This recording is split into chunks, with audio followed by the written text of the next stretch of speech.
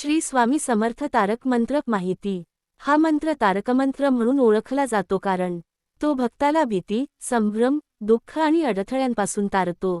या मंत्राचे महत्त्व: मनाला शांती देतो, नकारात्मक विचार दूर करतो, संकटात आधार आणि धैर्य देतो, श्रद्धा आणि विश्वास दृढ करतो।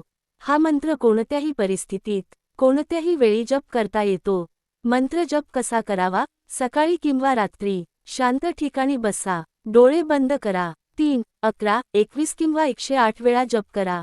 जप करताना मनात फक्त एकच भाव ठेवा: स्वामी, मी पूर्णपणे तुमच्या चरणी आहे। कधी जप केल्याने विशेष फल मिळते?